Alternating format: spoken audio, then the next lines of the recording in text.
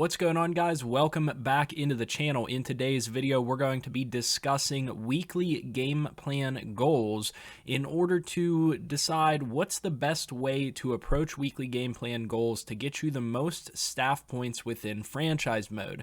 Now that I've had a fair amount of time within franchise, I feel like we can properly gauge what the best weekly goals are in order to get yourself the most guaranteed points.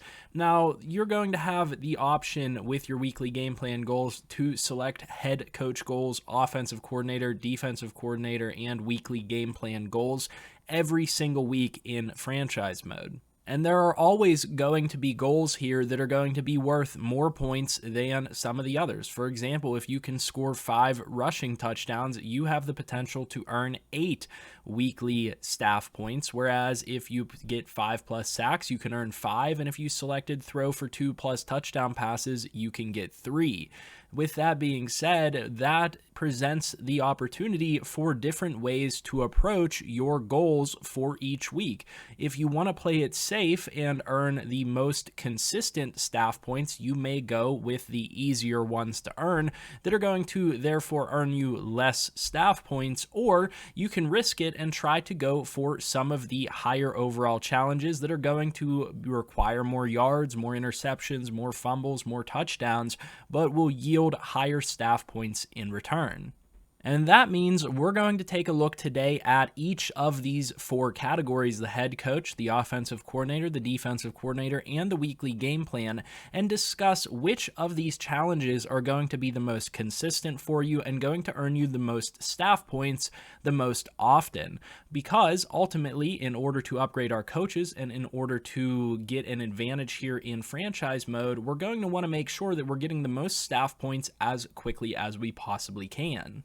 So let's first start off by taking a look at the head coach weekly goals that we can earn. So first and foremost, we can shut out the opposing team, blow out, win by 17+ points, score 5 offensive touchdowns, win the turnover battle, don't allow a sack, get 450+ yards on offense, allow less than 200 yards on defense, own 70% time of possession, get 15+ first downs, and never reach 4th down. Now, as we go through here, you may see some that are automatically going to be out or in for you as a player. And in the head coaches section, all of these are going to be worth 4 staff points. However, there are going to be a couple of them that have milestone options. Score 5 offensive touchdowns, for example, can give you 2 staff points if you partially complete it. And that is a nice little advantage. Get 450+ yards of offense can give you 2 staff points if you partially complete that as well as getting 15+ first downs.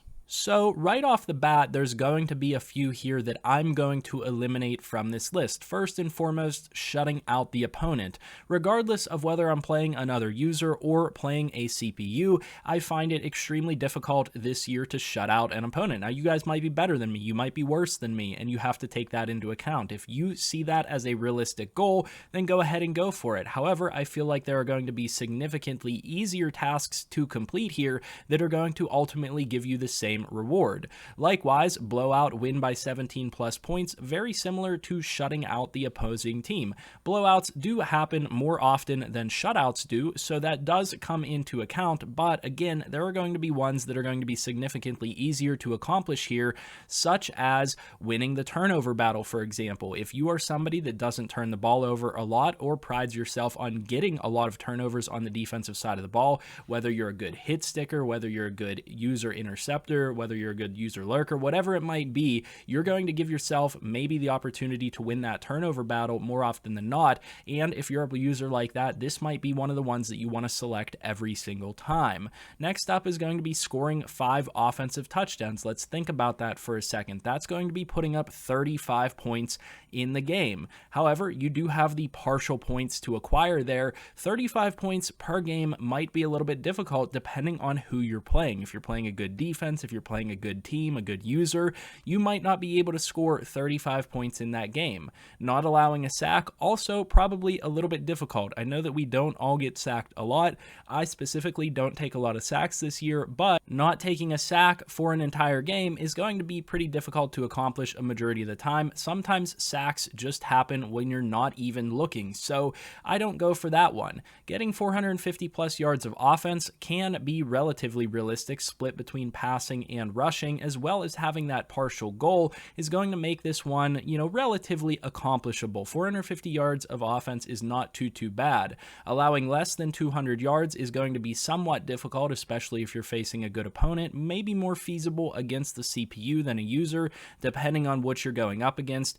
Owning 70% time of possession is going to be relatively difficult unless you decide to chew clock all game or you run the ball a lot and you can consistently move the ball, and then never reaching fourth down is going to also be very difficult. That leaves the final one in the head coaching section here, which is getting 15 plus first downs.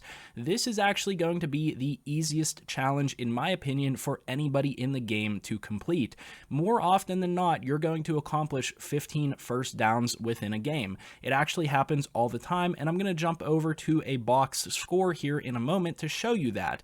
The other thing that is important to know here is you at least get this partial completion every single game that you play. 15 plus first downs, partial completion for that would be 7 or 8 first downs, and that is going to definitely happen every single game. 15 first downs is going to almost happen every single game, and if you don't get 15 first downs, it's probably because you're passing the ball deep a lot and you're getting big play touchdowns. And if that's the case, you're getting big play touchdowns a lot, you might want to go more for the getting 450 yards on offense or something of that nature, maybe scoring 5 touchdowns on offense, both of which are also going to give you partial completion, but the more likely one to accomplish is going to be getting 15 plus first downs.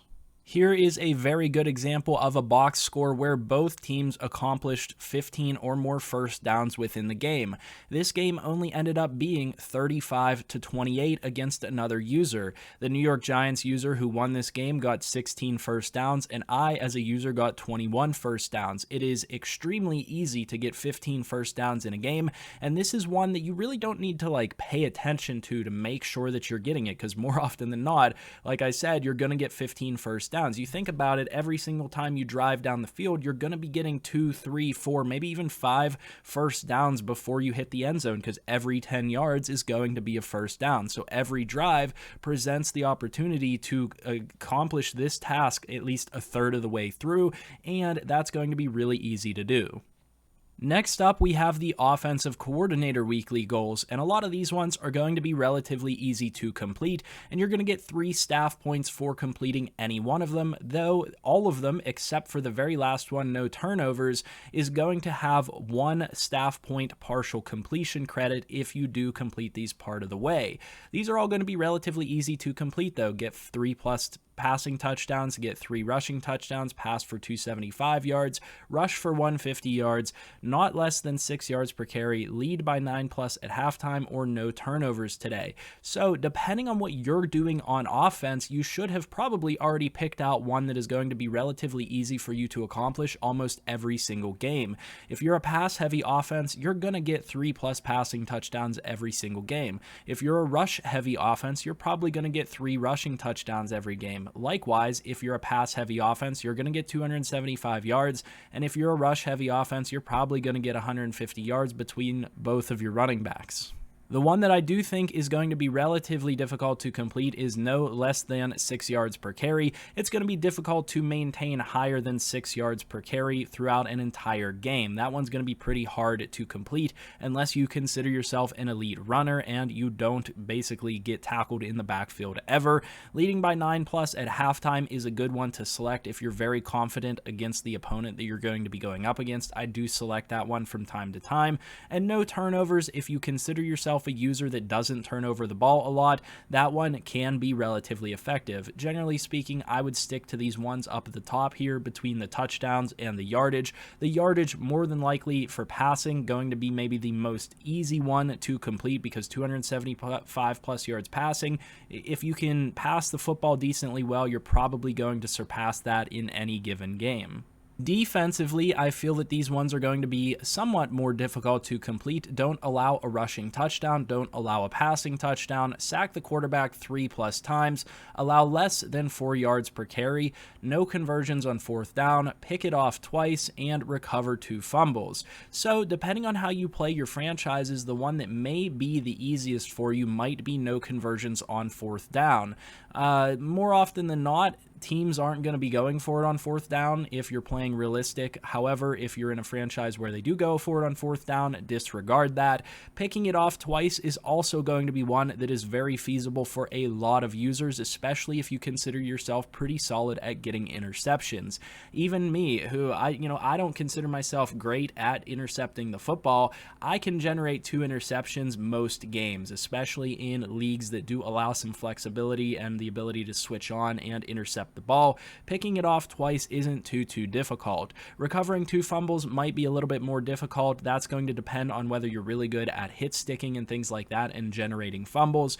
Allowing less than 4 yards per carry, probably going to be pretty difficult. It is relatively easy, in my opinion, to run the football in this game and get better than 4 yards per carry. However, if you're a really good defensive user, you might be able to easily allow less than 4 yards per carry, so you might want to go down that route. And if your defense generates a lot of pressure, sacking the quarterback 3+ times is realistic. That one can be pretty difficult to do on a regular basis though, as well as not allowing a rushing or passing touchdown. Those ones individually can be pretty difficult. The nice thing though is you do get partial credit if you get partway up on the 3 sacks, as well as partial credit if you pick it off once and recover 1 fumble. So personally speaking, I think that the best one to do here is picking it off twice or no conversions on 4th down, depending on how your leagues play. Picking it off twice, it's really nice to have that partial credit there. If you get 1 interception in a game, which is super easy to do, I would say, you're going to get at least 1 staff point consistently every single game that you select that. And then the most difficult of these challenges are going to be in the weekly game plan. However, some of these aren't going to be super difficult. Obviously, at the beginning, some of these are only worth 3 points and they're not that difficult to accomplish. But as you go down the list, they do become more difficult. So starting at the most difficult, 5+ rushing touchdowns, recover 3 fumbles, 350+ yards passing, 200+ yards rushing, 5+ sacks, 1 interception, throw 2 touchdown passes, or allow less than 2 passing touchdowns. These ones are relatively straightforward. I think allowing less than 2 passing touchdowns, not necessarily the most realistic thing against the CPU or against a user. I wouldn't select that. Throwing 2 touchdown passes, going to be probably one of the most consistent ones that you can achieve. Throwing 2 passing touchdowns in a game, not all that difficult unless you're facing a really good user or a really good defense. Again, 1 interception, also very feasible to do. And so the nice thing about the 2 touchdown passes is if you throw 1, you're going to get partial credit as well. However, you're going to be more tempted to go for these ones that get you 5 staff points or 8 staff points. So out of those, which are going to be realistic? Well, 5+ sacks, going to be pretty difficult to do unless you have a stellar defense, especially if you're going up against a user that knows how to evade pressure or get the ball out of their hand quick. 200+ yards rushing, that is a phenomenal day for any running back, but pretty hard to accomplish. However, 350+ yards passing is really not that much and not that hard to accomplish as a user if you consider yourself pretty solid at passing the football. I actually go for this one a lot because it presents the greatest return, and it does also offer that partial completion credit there in the middle for getting partway there. So 350+ yards passing is probably going to be your best balance between achievable and realistic and the return that you actually get for that specific weekly goal. Recovering 3 fumbles for me is nearly impossible. I don't generate that many fumbles. Sometimes I'll get lucky and get a few fumbles in a game, but 3 fumbles not going to be consistent for me, and 5+ rushing touchdowns is almost never going to happen for me. I don't know about you guys, but I also like to pass the football down there on the goal line and get some easy passes that way. So definitely have to keep that into consideration. I would target the 350+ passing yards, or if you're not comfortable with that, go for one of the 2 touchdown passes or 1 interception, and you're going to get yourself consistent staff points every single week. Like I said, it kind of makes it a little bit boring that you're going to have to, kind of pick the same strategies every single week, but nonetheless, you're going to get consistent staff points and allow yourself to upgrade your coaches and improve your franchise performance. Hopefully you guys found this information useful in some way. If you did, please leave a like down below, subscribe to the channel, and comment down below as well. As always, I'll see you in the next one, and I hope you guys have a good one.